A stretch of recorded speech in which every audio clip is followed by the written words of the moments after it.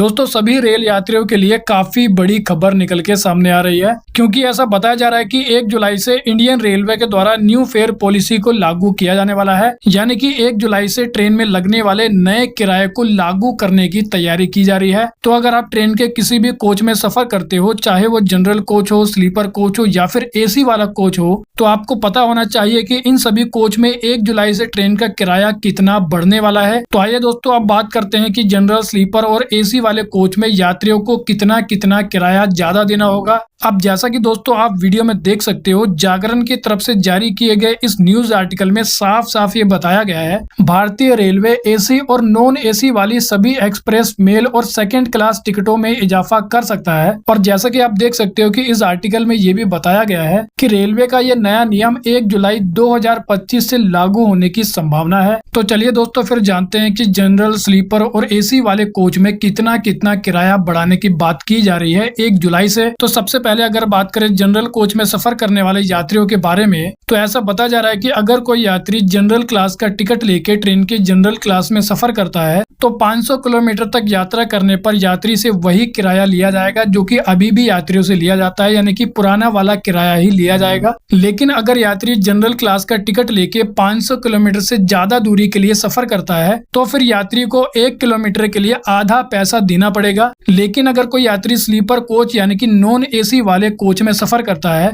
तो यात्रियों को 1 किलोमीटर के लिए 1 पैसा देना होगा। लेकिन अगर बात करें उन यात्रियों के बारे में जो कि AC वाले कोच में सफर करते हैं, जैसे कि 3rd AC, 2nd AC या फिर 1st AC वाले कोच में, तो ऐसा बताया गया है कि जो भी यात्री AC वाले कोच में सफर करते हैं उनको 1 किलोमीटर पर 2 पैसे चार्ज देने होंगे। लेकिन दोस्तों मैं आपको बता दूं कि अगर आप 500 किलोमीटर तक की दूरी के लिए ट्रेन में सफर करते हो तो आपको पुराना वाला किराया ही देना होगा। लेकिन अगर आप 500 किलोमीटर से ज्यादा दूरी के लिए ट्रेन में सफर करोगे तो ये नया वाला किराया लागू हो जाएगा। इसी कारण ऐसा बताया गया कि जो यात्री कम दूरी के लिए डेली ट्रेन से सफर करते हैं, एग्जाम्पल के लिए जैसा कि हम जानते हैं कि लोकल ट्रेनों का जो इस्तेमाल है वो कम दूरी की यात्रा के लिए किया जाता है और लोकल ट्रेनों को आमतौर पर 500 किलोमीटर से कम दूरी के लिए ही चलाया जाता है। इसी कारण ऐसा बताया जा रहा है कि लोकल ट्रेनों में ये नया किराया लागू नहीं होगा। लेकिन दोस्तों लास्ट में आपकी जानकारी के लिए मैं आपको बता दूं कि अभी रेलवे बोर्ड की तरफ से केवल किराया बढ़ाने का प्रस्ताव रेलवे मंत्रालय को भेजा गया है।